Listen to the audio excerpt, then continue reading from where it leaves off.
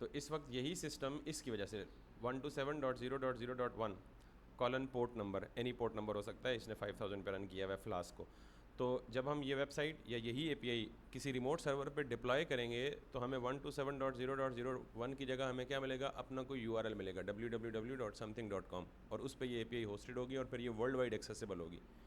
यानी अभी तक ये एपीआई सिर्फ कहाँ एक्सेसिबल है, मेरे अपने सिस्टम के अंदर। जब मैं इसे पूरा डेवलप करके लाइव सर्वर पे डिप्लॉय करूँगा तो फिर पूरी दुनिया से कोई भी बंदा इस यूआरएल को एक्सेस करेगा तो उसे मेरी एपीआई का रिस्पॉन्स मिलेगा।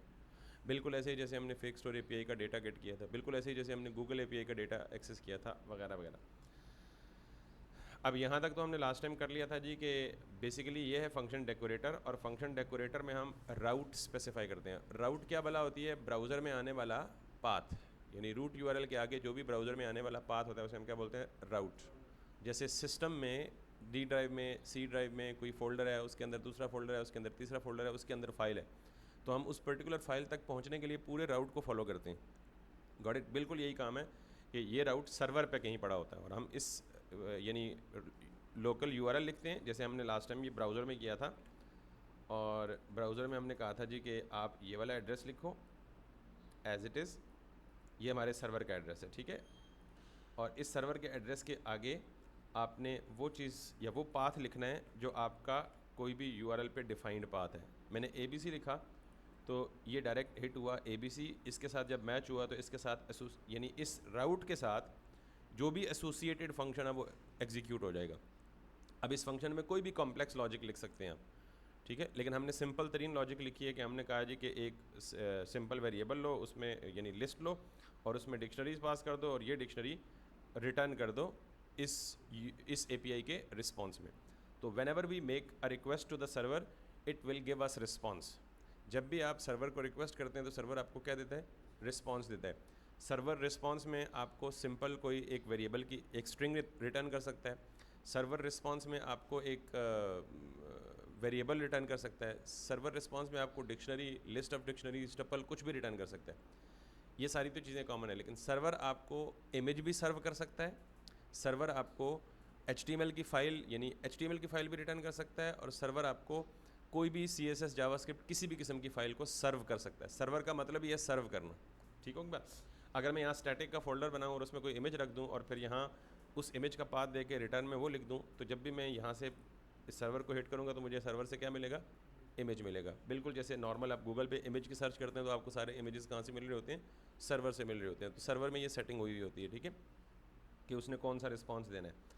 अब अभी तक हम एपीआई की टेस्टिंग कर रहे हैं ब्राउज़र के साथ, यानी ये हमारी एक सिंपल एपीआई है और इस एपीआई को टेस्ट कर रहे हैं। टेस्ट का मतलब ये है कि हम हिट करके देख रहे हैं कि हमारी एपीआई चल रही है नहीं चल रही। और अगर एपीआई चल रही है, सक्सेसफुली रिस्पॉन्स दे रही है, तो इसका मतलब हमारी एक रिक्वेस्ट रिस्पॉन्स साइकिल पूरा हो चुका है। रिक्वेस्ट रिस्पॉन्स साइकिल किसको बोलते हैं, client make a request, server receives the request, interprets the request, prepares the response and gives the response back to the client. Got it. Client में किसको बोल रहा हूँ, ब्राउज़र को, मोबाइल डिवाइस को, या कोई भी ऐसी डिवाइस जो कि सर्वर से रिक्वेस्ट कर रही है।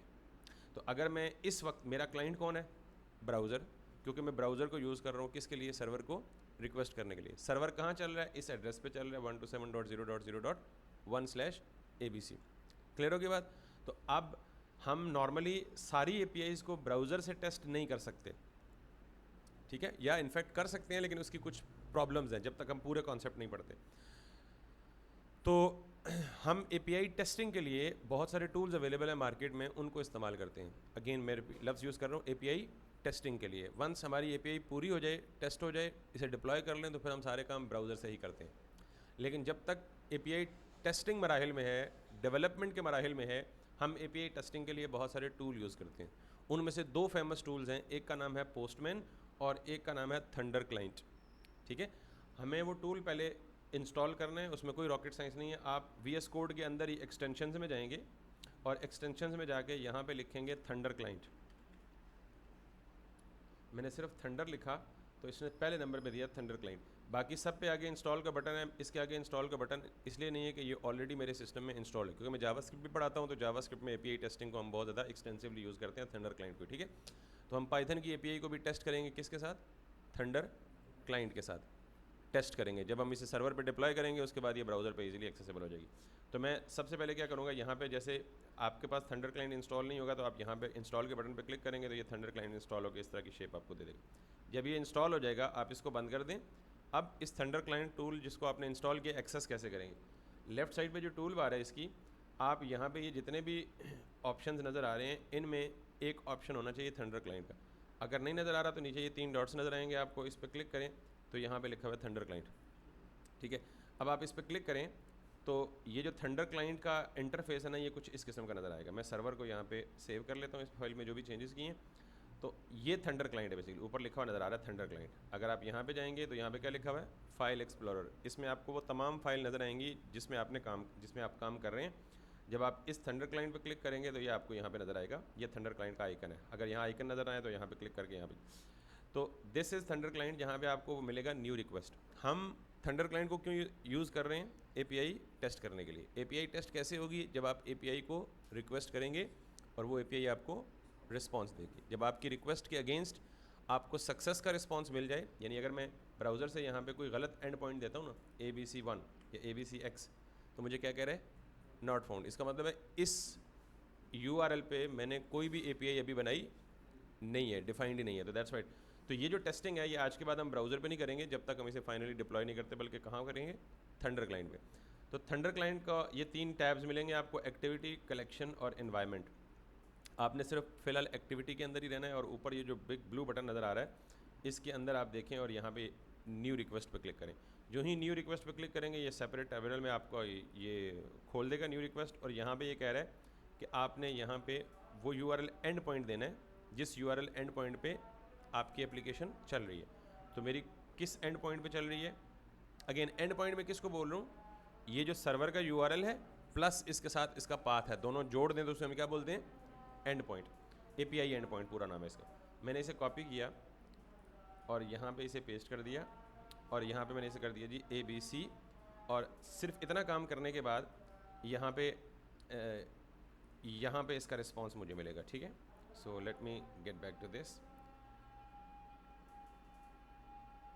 यहाँ पे मैं सेंड करूँगा और उसने मुझे यहाँ पे रिस्पॉन्स दे दिया, कैन यू सी? और ये response pretty much like exactly वही है जो मुझे कहाँ मिला है? ब्राउज़र के अंदर मिला है। और जब भी आप API की रिक्वेस्ट करेंगे ना इंटरनेट पे, जब भी किसी सर्वर को एक्सेस करें, किसी रिसोर्स को एक्सेस करें, तो आपको एक स्टेटस कोड मिलता है। अगर वो स्टेटस कोड 200 से स्टार्ट होता है, 200 हो सकता है, 201 हो सकता है, 202 हो सकता है, तो 200 का मतलब सक्सेस होता है। यानी 200 की सीरीज़ में जो भी कोड मिले आपको उसका मतलब क्या होता है? इसी तरह 400 की सीरीज़ में जो भी आपको रिस्पॉन्स कोड मिले उसका मतलब क्या है? एरर है। 500 के सीरीज़ में जो भी रिस्पॉन्स मिले उसका मतलब वो भी एरर है, लेकिन वो एरर आपके कोड की वजह से नहीं है, वो एरर सर्वर की वजह से है। यानी सर्वर की कोई इंटरनल कॉन्फ़िगरेशन मिस है या कोई इशू है इसमें, तो वो उसकी वजह से इशू है। अजान हो जाए तो हम अच्छा।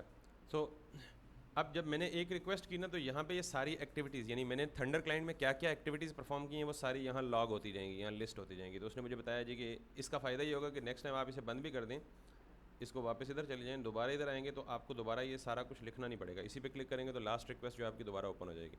ठीक है, तो ये बेसिकली टेस्टिंग का मैकेनिज्म है। अब जब जो मैं कोई ऑपरेशन परफॉर्म करूँगा तो मैं साथ साथ एक्सप्लेन करता जाऊँगा थंडर क्लाइंट के साथ। ठीक है, अच्छा अब आपने एक चीज़ गौर से याद रखनी है।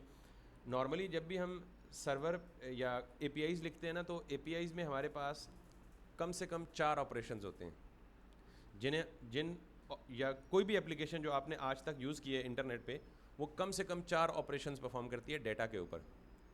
ठीक है, या वो डेटा क्लाइंट से सर्वर को भेजती है, या इसको ना ज़रा एक डायग्राम से समझते हैं, ज़्यादा आसान हो जाएगा। मेरे पास 2 चीज़ें हैं, 2 कंपोनेंट्स हैं, या क्लाइंट सर्वर आर्किटेक्चर है। और क्लाइंट सर्वर आर्किटेक्चर का मतलब है कि ये आपका क्लाइंट है। क्लाइंट का मतलब ब्राउज़र है, मोबाइल ऐप है, कोई भी और डिवाइस है। थंडर क्लाइंट भी एक क्लाइंट है, ब्राउज़र भी एक क्लाइंट है जहाँ से रिक्वेस्ट जा रही है। ठीक है, और ये आपका एक सर्वर है। तो अभी तक हमने क्या किया?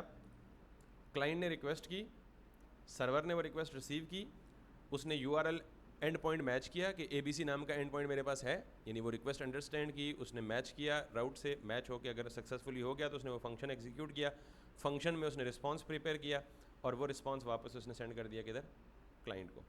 ये मेरा क्लाइंट है लेफ्ट साइड पे C, और ये मेरा सर्वर है। तो ये जो रिक्वेस्ट हुई है जिस रिक्वेस्ट में क्लाइंट सर्वर से डेटा गेट करने की रिक्वेस्ट करे, डेटा गेट करने की रिक्वेस्ट करे। अच्छा, उससे भी पहले ये बात सुन लें कि ये जो क्लाइंट सर्वर को रिक्वेस्ट करता है, इस रिक्वेस्ट का पूरा नाम है HTTP रिक्वेस्ट। इस रिक्वेस्ट को हम क्या बोलते हैं? HTTP कहते हैं, hyper text transfer protocol, HTTP। बाद लोग इसके आगे S भी लिखते हैं, HTTPS, तो वो सिक्योरिटी के लिए होते हैं, वो सिक्योर प्रोटोकॉल है, ठीक है। लेकिन असल में HTTP क्या है? एक प्रोटोकॉल है। प्रोटोकॉल क्या होता है?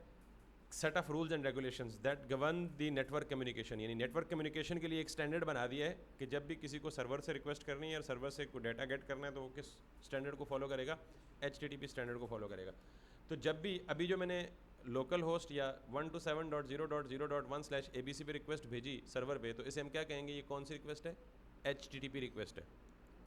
हमेशा जो गूगल से आप कोई भी क्यूरी करते हैं और सर्च के बटन पे क्लिक करते हैं तो रिक्वेस्ट सर्वर पे जाती है, वो रिक्वेस्ट भी कौन सी है? HTTP रिक्वेस्ट है। पूरे इंटरनेट पे जो भी रिक्वेस्ट सर्वर को जाती है वो कौन सी रिक्वेस्ट होती है? HTTP request. अब इस HTTP की रिक्वेस्ट की 4 टाइप्स हैं जो हम पढ़ेंगे, वैसे 4 से ज़्यादा टाइप्स हैं, गॉट इट। तो इन 4 टाइप्स को हम जो पढ़ेंगे वो कौन कौन सी टाइप्स हैं? HTTP रिक्वेस्ट की पहली टाइप है जिसे हम कहते हैं gate request, got it. HTTP request की दूसरी टाइप है जिसे हम कहते हैं पोस्ट रिक्वेस्ट, तीसरी है जिसे हम कहते हैं पुट रिक्वेस्ट, और चौथी है जिसे हम कहते हैं डिलीट रिक्वेस्ट। पूरी दुनिया में जितनी भी एप्लीकेशंस बनती हैं उन एप्लीकेशंस में ये 4 मेथड्स लाजमन यूज़ होते हैं, ये 4 रिक्वेस्ट टाइप्स लाजमन यूज़ होती हैं, गॉट इट। गेट रिक्वेस्ट का मतलब, ये चारों HTTP रिक्वेस्ट की टाइप्स हैं। आपसे को पूछे कि what kind of request actually do we need in order to establish the communication between client and server, तो आप क्या कहेंगे? HTTP request. या कोई पूछे जी what is the protocol that is most common for client server architecture, तो कौन सा प्रोटोकॉल है? HTTP। फिर आपसे पूछे जी कि HTTP रिक्वेस्ट की कितनी टाइप्स हैं, यानी कितने टाइप की HTTP रिक्वेस्ट होती है, तो आप कहेंगे 4 से ज़्यादा होती हैं, 6-7 हैं। हम कितनी पढ़ेंगे? 4, यानी जो मोस्ट कॉमन है वो यही 4 हैं: gate request, post request, put request, delete request. ये 4 की 4 जो रिक्वेस्ट टाइप्स हैं ये किस लिए यूज़ होती हैं? इन 4 ऑपरेशंस को परफॉर्म करने के लिए। कौन से 4 ऑपरेशंस हैं? जिनको हम बोलते हैं जी CRUD, शॉर्ट फॉर्म में इन्हें CRUD बोलते हैं, बाद लोगों ने क्रूड ऑपरेशंस बोलते हैं, क्रूड ऑपरेशंस या CRUD ऑपरेशन। अब इन क्रूड ऑपरेशंस का मतलब क्या है? C for create, R for read, U for update, D for delete, got it. अभी तक जो हमने ऑपरेशन परफॉर्म किया, अपनी API बनाए गए, हमने कौन सा ऑपरेशन परफॉर्म किया है? रीड का ऑपरेशन परफॉर्म किया। कैसे रीड का ऑपरेशन परफॉर्म किया? हमने गेट रिक्वेस्ट भेजी और कहा कि यार एक फंक्शन को हिट करो और तुम्हारे पास जो डेटा है वो डेटा हमें वापस लौटा दो। तो लिस्ट ऑफ स्टूडेंट्स हमें उसने रिटर्न कर दिए। तो what we did is we read the data from the server. हमने सर्वर से डेटा क्या किया? रीड किया। तो CRUD में कौन सा ऑपरेशन परफॉर्म हुआ? R। रीड ऑपरेशन जब भी परफॉर्म करते हैं तो वो किस रिक्वेस्ट से होता है? गेट रिक्वेस्ट से। Simple is that. बस ये हमेशा के लिए डेटा लगा लें, जब भी सर्वर से आप डेटा रिक्वेस्ट करके गेट कर रहे हैं तो जो HTTP रिक्वेस्ट टाइप होगी वो क्या होगी? गेट रिक्वेस्ट होगी। तो फिर क्रिएट का मतलब क्या है? क्रिएट का मतलब ये है कि आपने यूज़र से डेटा लिया और वो डेटा सर्वर को भेजा, सर्वर ने वो डेटा रिसीव किया और बैकएंड पे या डेटाबेस में भेज दिया या किसी फाइल में भेज दिया या किसी को सेंड कर दिया या किसी को मेल कर दिया। तो अगर जैसे किसी भी वेबसाइट पे कोई कॉन्टैक्ट फॉर्म है, आपने कॉन्टैक्ट फॉर्म में डेटा फिल किया, सेंड का बटन प्रेस किया, वो डेटा कहाँ जाएगा? सर्वर पे जाएगा। तो आपकी एप्लीकेशन से डेटा सर्वर पे कैसे जाएगा, उसके लिए हम कौन सी रिक्वेस्ट यूज़ करते हैं? Post request. पोस्ट का मतलब ये है कि post the data from client to the server. Clear होगी ये बात? इसीलिए तो पढ़ा रहा हूँ कि अगला काम पोस्ट पढ़ने वाले हैं, तो इसीलिए तो उसका जेनेरिक पहले बिहाइंड द सीन जो फिलॉसफी या थ्योरी है वो यूज़ कर रहे हैं। तो जब भी हम डेटा, हम दोनों यूज़ करेंगे, गेट भी करेंगे, पोस्ट भी करेंगे, बल्कि हम चारों यूज़ करेंगे, गेट भी करेंगे, पुट भी करेंगे, पोस्ट भी करेंगे, डिलीट भी करेंगे, चारों कॉमन ऑपरेशन है। अभी ज़रा सुनिएगा, जब भी हम सर्वर से डेटा गेट कर रहे हैं तो हमने कौन सा रिक्वेस्ट मेथड यूज़ करना है? Gate request. जब भी हम सर्वर पे डेटा क्लाइंट से लेके पोस्ट कर रहे हैं तो कौन सा मेथड यूज़ करेंगे? पोस्ट रिक्वेस्ट यूज़ करेंगे। जब भी हम सर्वर पर कोई डेटा अपडेट करेंगे, हमने सर्वर पे डेटा रखा, गलती से डेटा गलत एंटर हो गया, उसकी कोई एक फील्ड या नाम गलत हो गया या कॉन्टैक्ट नंबर गलत हो गया, तो हम क्या करेंगे? अपडेट करेंगे ना, तो सर्वर पे जब भी किसी डेटा को, एग्जिस्टिंग डेटा को अपडेट करना है तो कौन सी रिक्वेस्ट यूज़ करेंगे? पुट, डिलीट नहीं, पुट। क्या करेंगे? पुट, अपडेट करना है। डिलीट का मकसद नाम से ज़ाहिर है कि जब भी सर्वर पे कोई डेटा गलती से चला गया जो हमें नहीं चाहिए था, या चाहिए था और अब नहीं चाहिए, तो हमने क्या करना है? किसी एग्जिस्टिंग डेटा को सर्वर से जाके क्या करना है? डिलीट करना है। तो कौन सा मेथड यूज़ करेंगे? डिलीट। तो ये 4 ऑपरेशन दुनिया की हर एप्लीकेशन में होती है। फेसबुक आपने यूज़ किए, आप अपना स्टेटस टेक्स्ट बॉक्स पे लिख के पोस्ट करते हैं तो आपका स्टेटस जाके पब्लिश हो जाता है। What did you do? आपने इनपुट दिया, पोस्ट के बटन पे क्लिक किया, कौन सा रिक्वेस्ट मेथड ट्रिगर हुआ होगा? पोस्ट रिक्वेस्ट ट्रिगर हुआ होगा और आपका डेटा लेके उसने सर्वर पे पोस्ट कर दिया। अब आप जाके अपनी प्रोफाइल पे कंफर्म करेंगे वो डेटा रिफ्लेक्ट हो रहा है या नहीं हो रहा। तो इसका मतलब है कि वो डेटा जो पोस्ट किया आपने वो कहीं डेटाबेस में सेव होकर दोबारा डेटाबेस से रीड होके आपकी प्रोफाइल में और आपकी दोस्तों की टाइमलाइन पे शो हो गया। Which operation is this? Read का ऑपरेशन या गेट ऑपरेशन, ठीक है। सो पहला क्या किया आपने? पोस्ट क्रिएट की, तो क्रिएट के लिए सी और behind the scene request method कौन सा यूज होगा? पोस्ट। दूसरा आपने डेटा रीड किया तो रीड वाला आर और गेट मेथड, ठीक है। यू फॉर अपडेट, जब आपने कोई पोस्ट कर दी, बाद में आपको फील हुआ ये गलत हो गई, आपने एडिट करके अपडेट की, which request method do you need? Put, ठीक है। और जब आपने कहा नहीं यार ये गलती से हो गई है, अब कोई माइंड कर सकता है मेरी इस पोस्ट से, तो आपने वहाँ से जाके सिरे से डिलीट कर दी, तो विच रिक्वेस्ट मेथड इज इट? तो ये 4 रिक्वेस्ट मेथड आपको लाजमन API टेस्टिंग के लिए यूज़ करने पड़ेंगे। जी ऑन है। नहीं वो दोबारा ऑन कर दी थी। अब बुनियादी तौर पे कंफर्म भी कर लेते हैं। अब बुनियादी तौर पे ये 4 रिक्वेस्ट मेथड आपको बार बार करने पड़ेंगे। तो थंडर क्लाइंट में जाके देखते हैं कि क्या ये thunder client in 4 request method को सपोर्ट करता है या नहीं करता। तो आप ये देख रहे हैं, जब भी मैं ये रिक्वेस्ट करूंगा तो मैं साथ ये बताऊंगा कि मुझे कौन सी रिक्वेस्ट करनी है। गेट रिक्वेस्ट करनी है, पोस्ट रिक्वेस्ट करनी है, पुट रिक्वेस्ट करनी है या डिलीट रिक्वेस्ट करनी है। तो मैंने आपको कहा था 4 हम करेंगे, उससे ज़्यादा हैं। पैच है, हेड है, ऑप्शंस है, प्रोफाइंड है और कस्टम है। We might never need them. Patch का एक कभी कभार ज़रूरत पड़ सकती है कि अगर आपके पास एक ऑब्जेक्ट है या डिक्शनरी है, डिक्शनरी के अंदर 6 फील्ड्स हैं, जैसे एड्रेस है, इज़ मैरिड है, नेम है, रोल नंबर है, और अगर आपने पूरी की पूरी डिक्शनरी को अपडेट नहीं करना, सिर्फ नाम को अपडेट करना है, तो फिर आप पैच करेंगे। पैच का मतलब आप एक पैच लगा रहे हैं, पूरी चीज़ को अपडेट नहीं कर रहे, तो पैच इसलिए यूज़ होता है। बाकी हम मोस्टली कम यूज़ करेंगे, लेकिन बिहाइंड द सीन वो यूज़ हो रहे होते हैं। तो ये बात समझ आ गई अब आपको।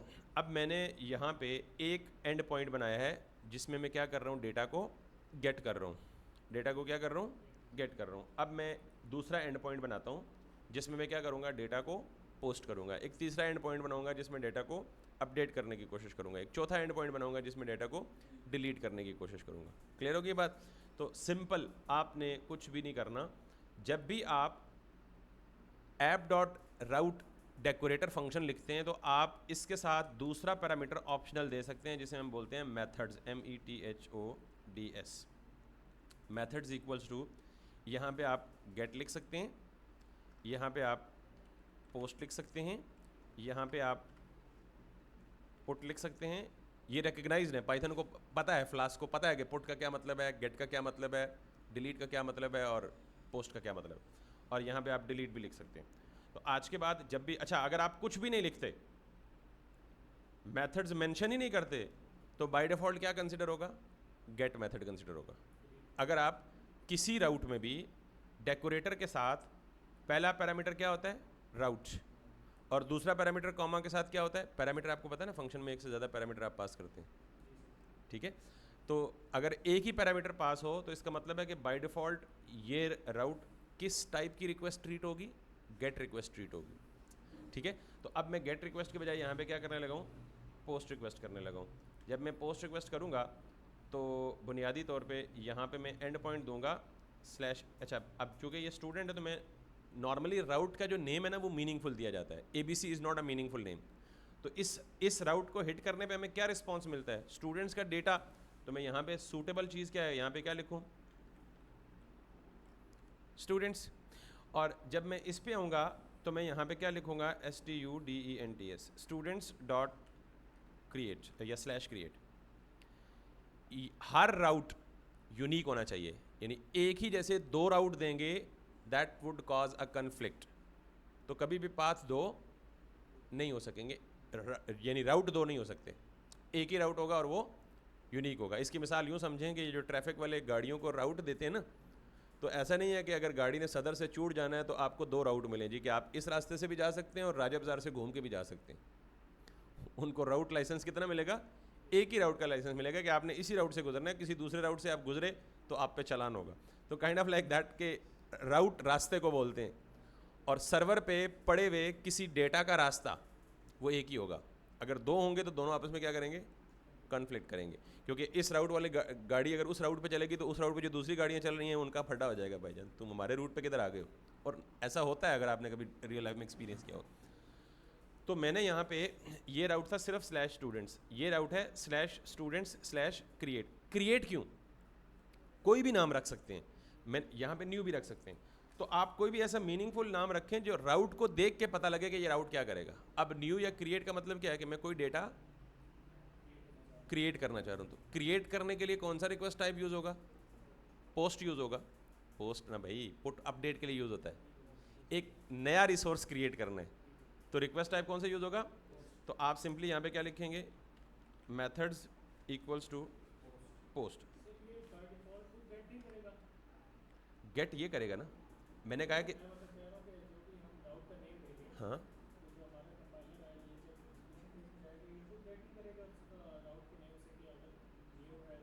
नहीं, ये राउट का नेम तो कस्टम है।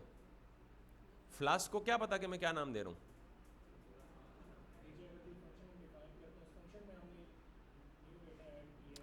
फंक्शन देखें, आपका जो फंक्शन तक तो रिक्वेस्ट पहुंचेगी बाद में। पहले तो सर्वर के पास जो ही रिक्वेस्ट आएगी तो सर्वर रिकग्नाइज करेगा यार क्या चाहिए तुम्हें। आप किसी दुकान पे जाते हो तो दुकान पे जाने से पहले आपको उठा के डायरेक्ट, क्या ऐसा होता है कि शॉपकीपर खुद ही समझ जाएगा आपको क्या चाहिए?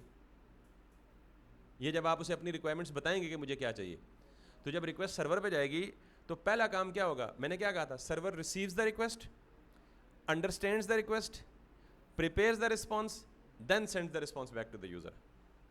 तो यहाँ पे जब रिक्वेस्ट रिसीव होगी तो सर्वर को आपको ये एक्सप्लिसिटली बताना पड़ेगा कि भाईजान आपको क्या चाहिए, आपको कुछ लेना है या कुछ देना है या कुछ अपडेट करना है, कुछ डिलीट करना है।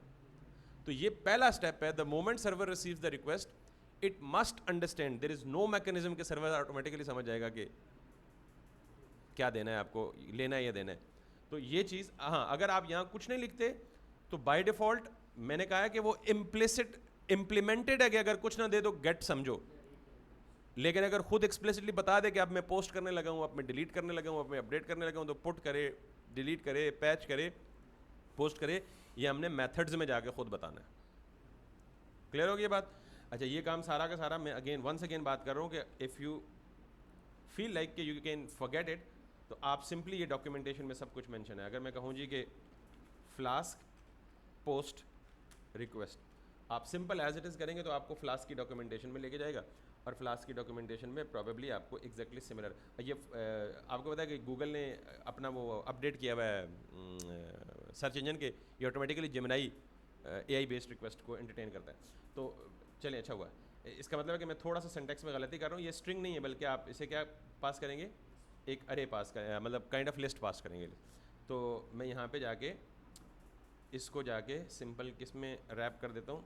इसमें रैप कर देता हूँ। तो मेथड्स पोस्ट, और ये भी देख लें कि मेथड्स प्लूरल है, सिंगुलर नहीं है। क्लियर हो गई बात? अब जब मैंने यहाँ पे पोस्ट रिक्वेस्ट हैंडल की तो मैं क्या एक्सपेक्ट कर रहा हूँ कि क्लाइंट पोस्ट रिक्वेस्ट करके साथ क्या भेजेगा? कोई ना कोई डेटा भेजेगा, कोई ना कोई डेटा भेजेगा। तो वो डेटा, अच्छा पहले ना मैं सिर्फ यहाँ पे कर देता हूँ जी, लेट सपोज यहाँ पे एक स्ट्रिंग कर देता हूँ,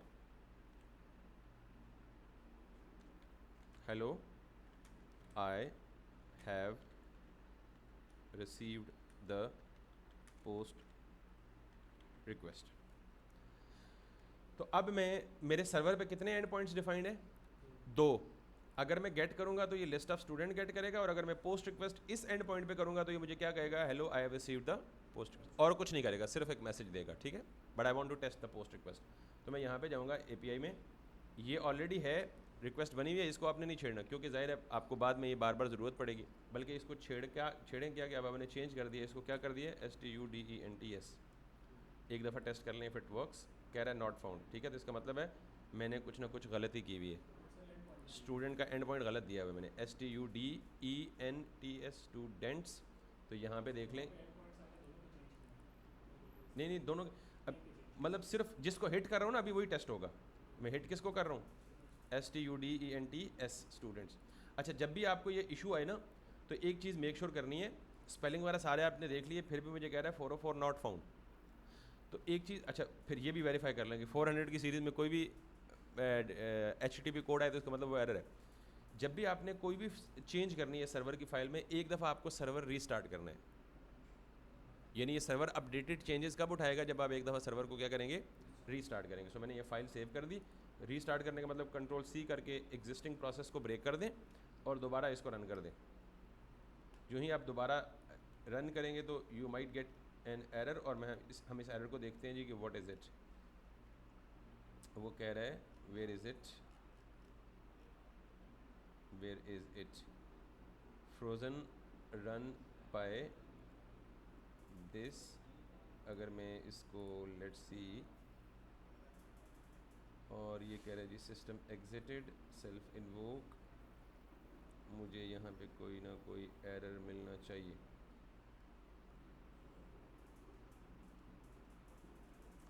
view function mapping is overwriting an existing endpoint function. अच्छा, can you see this assertion error, view function mapping is overwriting an existing function. अगर आपको ये एरर का स्टार्ट समझ नहीं आया ना तो आप सिर्फ इसको देख लें, over writing an existing endpoint function. Reason क्या हो सकता है, possible reason, over writing an existing endpoint function.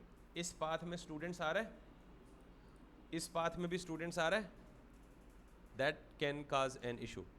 ठीक, आप सिंपल यहाँ पे क्या कह लें, या तो न्यू स्टूडेंट कह लें या इसके पीछे कोई चेंज कर लें, पाथ कुछ और दे दें, create student, new student, add new student, create new student, whatever the path is.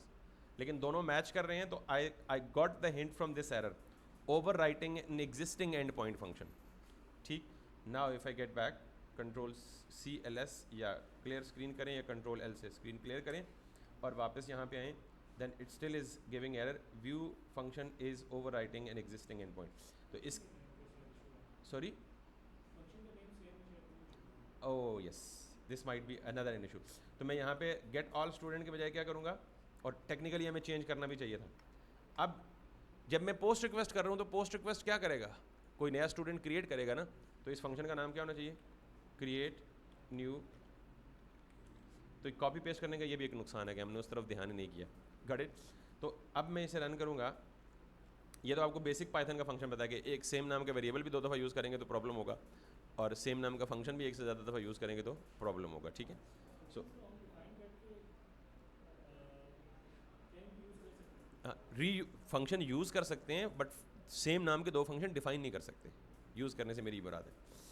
तो अब ये चल पड़ा है। अब मैं दोबारा जाके मैं देखता हूँ कि क्या जो एरर मैं परसीव कर रहा था एंड पॉइंट वो कन्फ्लिक्ट कर रहे हैं या वो नहीं कन्फ्लिक्ट कर रहे हैं। ये चल गया, इसको मैं दोबारा ब्रेक करता हूँ Ctrl+C से, और मैं इसको /students देता हूँ ताकि आपको ये भी वेरीफाई हो जाए कि इज़ दिस अ प्रॉब्लम और नॉट। /students/new, तो just like this, that's no more a problem, it's a unique one. ठीक है, अगर सेम देंगे तो मे बी वो सेम कन्फ्लिक्ट करे, वो कन्फर्म कन्फ्लिक्ट करेगा, मे बी नहीं। तो अब मैं दोबारा यहाँ पे आता हूँ और यहाँ पे मैं /students को हिट करता हूँ, और अब ये मुझे सक्सेस एरर दे रहा है और एग्जैक्टली वही डेटा दे रहा है। तो मैंने कौन सी रिक्वेस्ट की, /students यानी गेट रिक्वेस्ट की। अब ये जो एंड पॉइंट है ना यहाँ पे, इसको आप रीनेम करके चेंज भी कर सकते हैं, यानी यहाँ पे इसका नाम, ताकि नाम आपको कंफ्यूज ना करे, STUDENTS स्टूडेंट्स। क्लियर। अब मुझे रिक्वेस्ट करनी है, पोस्ट रिक्वेस्ट करनी है, तो आप इसको यहाँ पे डिलीट बंद कर दें और यहाँ पे न्यू रिक्वेस्ट करें। पोस्ट रिक्वेस्ट किस एंड पॉइंट पे करनी है, आपके पास एंड पॉइंट कौन सा डिफाइंड है, /students/new। इसको आप कॉपी करें, दोबारा यहाँ पे जाएं, शुरू में आप कोई चीज़ लिखें, यानी यहाँ से कॉपी कर लें, बेहतर है। इसको कॉपी करके बंद करें, नई रिक्वेस्ट डालें, इसको ये करें /students/new। अब एक बात का ख्याल रखना है कि यहाँ से आपने पोस्ट रिक्वेस्ट करते हुए मेथड चेंज करके क्या कर देना है, पोस्ट रिक्वेस्ट कर देना है। जब हम पोस्ट रिक्वेस्ट करेंगे तो अब हम क्या एक्सपेक्ट कर रहे हैं कि पोस्ट रिक्वेस्ट के साथ हम क्या भेजेंगे सर्वर पे, डेटा भेजेंगे, पोस्ट रिक्वेस्ट के साथ क्या भेजेंगे, डेटा भेजेंगे।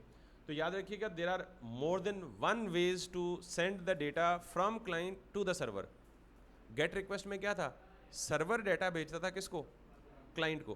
पोस्ट रिक्वेस्ट में क्या है, क्लाइंट डेटा भेजेगा किसको, सर्वर को। तो क्लाइंट से सर्वर को डेटा भेजने के 3 तरीके हैं। पहला तरीका ये है कि आप रिक्वेस्ट की बॉडी में जाके, 4 तरीके हैं, 3 नहीं, आप क्यूरी में भी डेटा भेज सकते हो, आप हेडर में भी डेटा भेज सकते हो, आप बॉडी में भी डेटा भेज सकते हो। हम कौन सा तरीका यूज करेंगे, simplest one which is body. अब कौन सा डेटा भेजना है, अच्छा जब मैं बॉडी पे क्लिक करूंगा ना और रिक्वेस्ट ये होगी और टाइप पोस्ट होगी, तो बॉडी मुझे कहेगी जी आप जेसन डेटा भेजना चाहते हैं, एक्सएमएल फॉर्म में डेटा भेजना चाहते हैं, टेक्स्ट फॉर्म में डेटा भेजना चाहते हैं, फॉर्म का मतलब HTML फॉर्म के जरिए डेटा भेजना चाहते हैं। तो मैं सिंपल किस फॉर्म में डेटा भेजना चाहता हूँ, JSON, because that is the format that we can understand. ये वो फॉर्मेट है जो हमें समझ आता है, समझ आई बात। तो जेसन के फॉर्मेट में, जेसन का फॉर्मेट क्या होता है, ऑब्जेक्ट, ऑब्जेक्ट में क्या कहता हूँ, लेट सपोज रोल नंबर, और इसे देता हूँ जी 12, और उसके बाद मैं देता हूँ जी कि नेम, जेसन यही होता है ना, की वैल्यू पेयर, और नेम में मैं कहता हूँ जी लेट सपोज यस। आप जितना मर्जी डेटा जेसन फॉर्म के ऑब्जेक्ट में जितना मर्जी बड़ा ऑब्जेक्ट बना के भेज दें, मैं सिंपली ये वाला डेटा भेज रहा हूँ। अब मेरा सब कुछ पूरा हो गया है, मैंने कंट्रोल एस से सेव किया, तो यहाँ दूसरी रिक्वेस्ट आ गई, देख रहे हैं पीछे इसने जो आपका थंडर क्लाइंट है उसने ऑटोमेटिकली रिकग्नाइज कर लिया है। पोस्ट रिक्वेस्ट है तो पोस्ट डाल दिया, गेट रिक्वेस्ट है तो गेट डाल दिया। अब मैं इस रिक्वेस्ट को भेजूंगा तो ये रिक्वेस्ट सर्वर पे जाके ये एंड पॉइंट ढूंढेगी, ये एंड पॉइंट ढूंढेगी तो साथ में ये वाला डेटा लेके जाएगी। तो मुझे आउटपुट में अभी कुछ भी नहीं मिलेगा सिवाय किसके, hello I have received the post request, ये मैसेज मिलेगा, ठीक है, अगर ये रिक्वेस्ट सक्सेसफुल चली। Now if I send this request, तो can you see this response क्या आया, 200 कोड का मतलब क्या है, सक्सेस, और मैसेज क्या आया, hello I have received the post request. इसका मतलब है हमने पोस्ट रिक्वेस्ट सक्सेसफुली बना के सेंड कर दिए। बट द पॉइंट इज वो डेटा कहाँ गया जो हमने भेजा है, वो डेटा कहाँ गया जो हमने भेजा है, तो उसको हम देखते हैं। लेकिन पहले ये बताएं कि यहाँ तक समझ आ गया। रिक्वेस्ट सेंड करने का सेम तरीका है, सिर्फ जब रिक्वेस्ट सेंड करेंगे अगर गेट रिक्वेस्ट होगी तो उसके साथ कोई डेटा नहीं भेजेंगे, हालांकि भेज सकते हैं। मैंने कहा ना तीन तरीके हैं डेटा को क्लाइंट से सर्वर भेजने के, पहला हमने पढ़ा। तो अभी तक हमने ये देखा कि जब हम गेट रिक्वेस्ट करते हैं तो हम कोई डेटा सर्वर पे नहीं भेजते, जब हम पोस्ट रिक्वेस्ट करते हैं तो क्लाइंट से डेटा सर्वर पे भेजते हैं। किस फॉर्म में, जेसन फॉर्म में। क्यों जेसन फॉर्म में, क्योंकि मैंने कहा कि इस वक्त सबसे ज़्यादा फेमस फॉर्मेट डिफरेंट एप्लीकेशन में डाटा एक्सचेंज करने का जो फॉर्मेट है वो कौन सा है। तो अब क्लाइंट अलग एप्लीकेशन है, सर्वर अलग एप्लीकेशन है, 2 एप्लीकेशन में डाटा ट्रांसफ़र कर रहा हूँ, किसके थ्रू, जेसन के थ्रू। क्लियर होगी बात। तो अब सवाल ये है कि अच्छा जब पोस्ट रिक्वेस्ट करेंगे तो साथ डेटा भेजेंगे, जब पुट रिक्वेस्ट करेंगे तो क्या करेंगे, साथ डेटा भेजेंगे। जाहिर है जिसको अपडेट करना है अपडेटेड डेटा भेजेंगे ना। और जब डिलीट रिक्वेस्ट करेंगे तो तब भी कोई ना कोई डेटा भेजेंगे। क्यों, ये बताना भी तो है ना यार, सब कुछ तो डिलीट नहीं करना है, ये बताना भी तो है किस डिक्शनरी को डिलीट करना है, किस फाइल को डिलीट करना है, साथ में ये भी बताना है। तो इसका मतलब है सिर्फ गेट रिक्वेस्ट के साथ हम डेटा नहीं भेजेंगे, हालांकि भेज सकते हैं, बाकी सब के साथ हमने कोई ना कोई डेटा क्लाइंट से सर्वर को भेजना है। तो पहला तरीका क्लाइंट से डेटा सर्वर को भेजने का समझ आ गया आपको। अच्छा अब हम यहाँ पे जाएंगे और यहाँ पे जाके हम इसको बोलेंगे जी कि हाउ टू, यानी हाउ टू नहीं, वो जो डेटा रिक्वेस्ट के साथ आया है वो डेटा हमने यहाँ पे रिसीव करना है, इस मेथड के अंदर रिसीव करना है। क्लियर। तो मैं यहाँ पे लिखता हूँ एक चीज़, रिक्वेस्ट डॉट गेट जेसन, और इसे मैं कह देता हूँ जी लेट सपोज डेटा, और मैं यहाँ पे जाके यहाँ कर देता। ये रिक्वेस्ट क्या है बेसिकली, जब आप फ्लास्क से काम करते हैं ना, तो फ्लास्क जहाँ से आपने इंपोर्ट किया है वहाँ से भी आप क्या इंपोर्ट कर सकते हैं, रिक्वेस्ट का एक ऑब्जेक्ट इंपोर्ट कर सकते हैं। Got it. अब जब मैं इसे रन करता हूँ आउटपुट सक्सेसफुल होता है तो फिर मैं एक्सप्लेन करता हूँ कि व्हाट डज इट मीन, ठीक है। अदरवाइज जो एरर अगर आता है तो मैं उसे पहले फिक्स कर दूँ। मैं ये देखिएगा यहाँ पे अब 2 पैनल आ गए हैं, मतलब पोस्ट रिक्वेस्ट में 2 पैनल होते हैं। एक पैनल में जो डाटा रिक्वेस्ट के साथ भेजता हूँ वो, और दूसरे पैनल में जो सर्वर से रिस्पॉन्स आता है वो दिखता है। यानी ये क्या है, रिक्वेस्ट की बॉडी, और ये क्या है, रिस्पॉन्स की बॉडी। ठीक है, नाउ मैंने सर्वर में चेंज किया है तो हो सकता है कि मुझे रीस्टार्ट करना पड़े, बट पहले मैं रीस्टार्ट किए बगैर इसे हिट करता हूँ तो इसने मुझे पुराना रिस्पॉन्स दिया, hello I have received the post request. हालांकि पुराना रिस्पॉन्स तो मिट चुका है यहाँ से, तो इसका मतलब है व्हाट डू आई नीड, इसे ब्रेक करें और दोबारा इसे क्या करें, रन करें। Once you run it again, come back here, once again put a request. Can you C,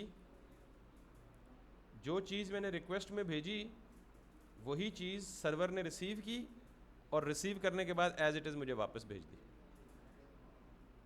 clear होगी बात?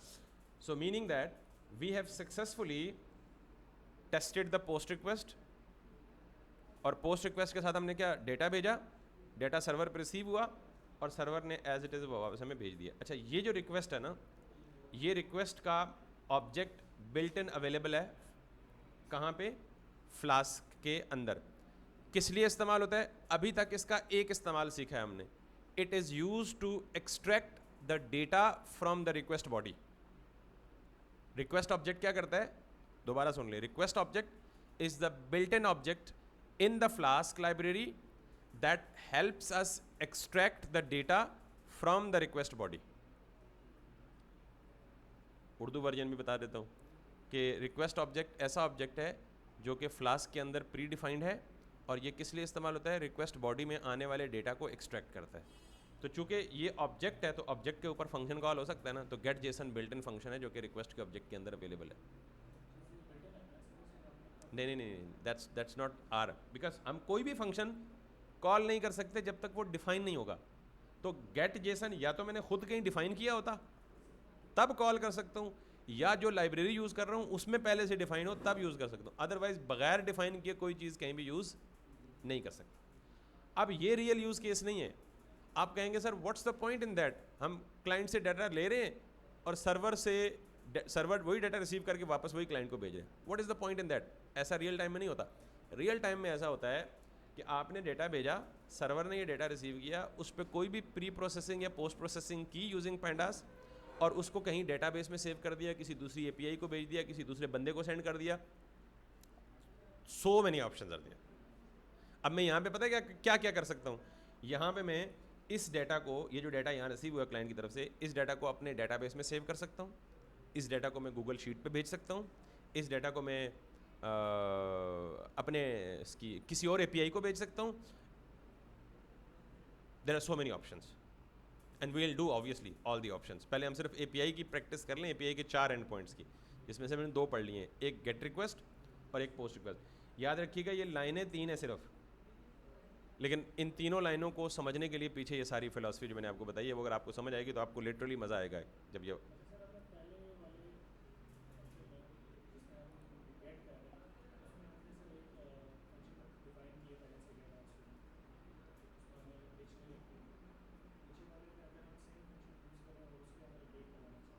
नहीं, सेम फंक्शन मतलब सेम नाम से या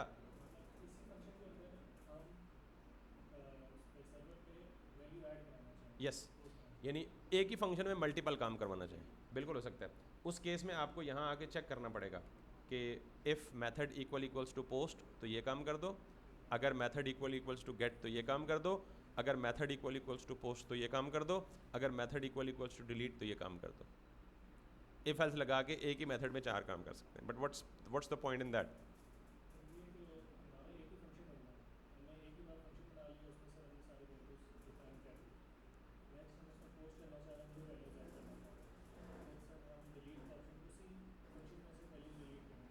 नॉर्मली पता है क्या होता है, हम ये सारे फंक्शंस वन टाइम एक ही दफ़ा लिख के रख देते हैं, पूरी ऐप सारी ज़िंदगी के लिए वही रहती है। फ्लेक्सिबिलिटी और रीयूजेबिलिटी इसमें है कि आप नॉर्मली रियल लाइफ में प्रोग्राम की कॉम्प्लेक्सिटी को रिड्यूस करने के लिए मॉड्यूलर अप्रोच अपनाई जाती है। मॉड्यूलर अप्रोच का मतलब क्या है कि एक बड़ी एप्लीकेशन को छोटे छोटे मॉड्यूल्स में डिवाइड करें, हर मॉड्यूल का इंडिपेंडेंट काम हो। ये रिकमेंडेड अप्रोच है। आप इसके बरक्स कह रहे हैं कि हमें सारा कुछ एक ही वन गो में करना है। Answer is yes, you can do that, but why do we need to do that? Keep, देखें, सेपरेशन ऑफ कंसर्न रखें। क्या आपके घर में अगर 4 कमरे हों और आप 4 भाई हों तो इज़ इट गुड कि आप चारों भाई एक ही कमरे में बस जाएं? मतलब बस सकते हैं ना, मतलब लेकिन द पॉइंट इज़ दैट कि सेपरेशन ऑफ कंसर्न, किसी की प्राइवेसी नहीं मेंटेन रहेगी। किसी ने साकिब से मिलने आना है तो बाकी 3 बेचारे वैसे ही खा मखा चुप करके कुकू बन के बैठे हुए जी। Got it? तो काइंड ऑफ लाइक इसको बोलते हैं सेपरेशन ऑफ कंसर्न। क्या बोलते हैं?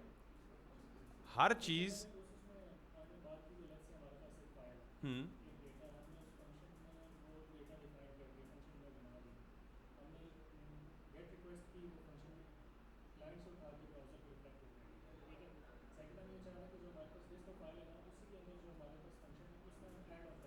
अच्छा, आप ये कह रहे हैं कि फंक्शन अलग से डिफाइन कर दें एक मॉड्यूल में?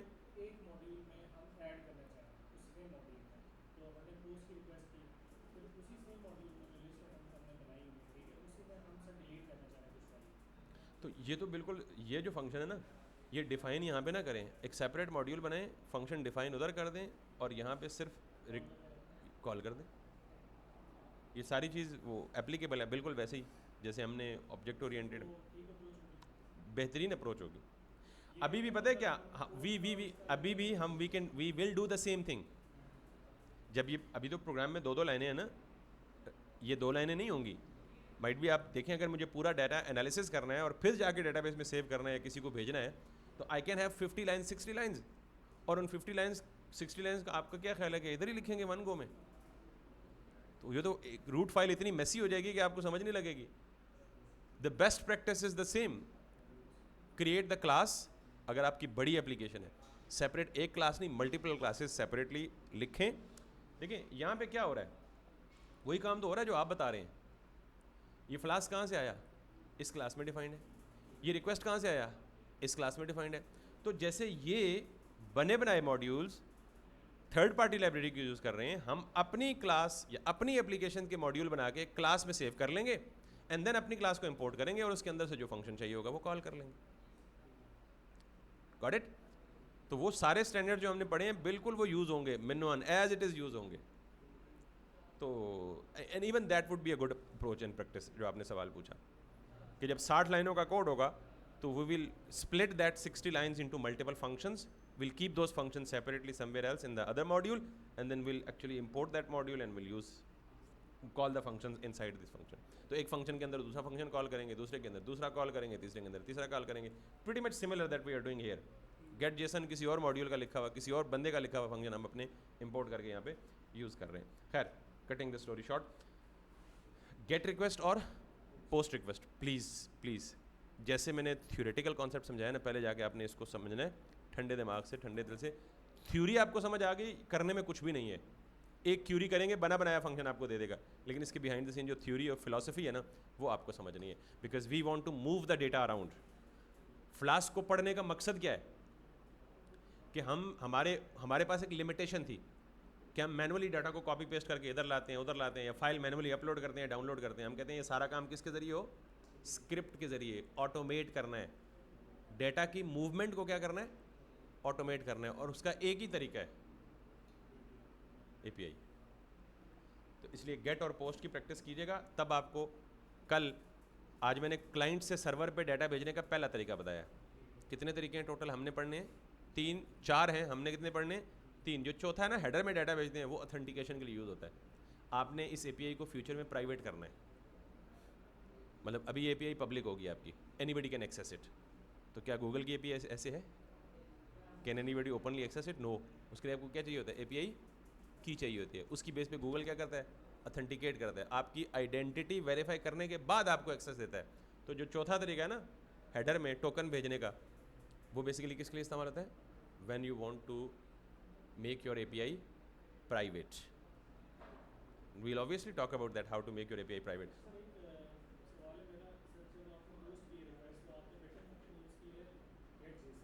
ठीक है, नहीं, ये गेट जेसन पोस्ट रिक्वेस्ट की वजह से यूज़ नहीं किया मैंने। गेट रिक्वेस्ट फंक्शन की या इस रिक्वेस्ट ऑब्जेक्ट की डेफिनेशन बताई है। Request object is a built in flask object which helps us extract the data from the request body. इसका ताल्लुक पोस्ट रिक्वेस्ट की आने वाली जो बॉडी है उसके साथ है। इसका ताल्लुक गेट रिक्वेस्ट से नहीं है, इसका ताल्लुक रिक्वेस्ट में आने वाले डेटा के साथ है। बुनियादी तौर पे ना जो आपकी HTTP रिक्वेस्ट होती है ना, उसके दो हिस्से होते हैं, रिक्वेस्ट हेडर और रिक्वेस्ट बॉडी। मैं आप गूगल पे जाए ना तो यहाँ पे लिखें HTTP रिक्वेस्ट, तो HTTP रिक्वेस्ट के कितने पार्ट्स होते हैं? दो। एक होता है रिक्वेस्ट हेडर, दूसरा क्या होता है? आप इमेज में जाएं, यहाँ पे आप देखिएगा, आप इसको देखें तो यहाँ पे क्या है? Header fields, empty line, message body.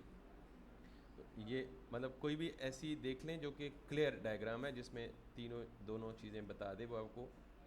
ये भी देख लें, ये जो क्लाइंट से आप रिक्वेस्ट भेज रहे होते हैं ना, असल में उस रिक्वेस्ट के अंदर झांक के देखें तो ये दो चीज़ें होती हैं, रिक्वेस्ट हेडर होता है और रिक्वेस्ट बॉडी होती है। हेडर में उस रिक्वेस्ट से रिलेटेड मेटा डाटा शामिल होता है, किस क्लाइंट ने रिक्वेस्ट की, किस API से रिक्वेस्ट आई, कब रिक्वेस्ट आई, किस टाइप की रिक्वेस्ट आई, इसको हम कहते हैं रिक्वेस्ट का मेटा डाटा। और ये कहाँ होता है? हेडर में होता है, जिसको हमें जानने की देखने की ज़रूरत नहीं होती, ये प्री इम्प्लीमेंटेड चीज़ें होती हैं। हमें कंसर्न किस चीज़ के साथ होता है? बॉडी के साथ। जो हम जो डेटा भेजते हैं, यहाँ से थंडर क्लाइंट से जो डेटा भेजा है आपने, वो किसके ज़रिए भेजा है, किस टाइप का भेजा है? तो doesn't it look like exactly this? तो ये जो रिक्वेस्ट डॉट गेट जेसन है, इसका मतलब है जो आने वाली रिक्वेस्ट है उसकी बॉडी में देखो कुछ लाई है या कुछ नहीं लाई। Got it? अगर लाई है तो निकाल लाओ। रिक्वेस्ट डॉट गेट जेसन, अगर आने वाली रिक्वेस्ट के बॉडी में कोई चीज़ है वो निकाल के मुझे दो। तो मैंने क्या किया, उसकी बॉडी से वो डेटा निकाला और वापस रिटर्न कर दिया। अब ये वापस रिटर्न अल्टीमेटली नहीं करना, ये किधर भेजना है? यहाँ से नहीं, सर्वर पे तो पहुँच चुका है ना, ये सर्वर ही है, यहाँ से आगे भेजना है, या तो डेटाबेस में भेजना है, यानी किसी दूसरे सर्वर पे भेजना है। ज़ाहिर है डेटाबेस भी किसी सर्वर पे चल रहा होगा ना, तो वो कोई दूसरा सर्वर होगा, तो हमने किसी दूसरे सर्वर पे भेजना है, हमने गूगल शीट पे भेजना है, हमने गूगल API के साथ कम्युनिकेट करवाना है इसको, व्हाट नॉट, बहुत सारे ऑप्शन।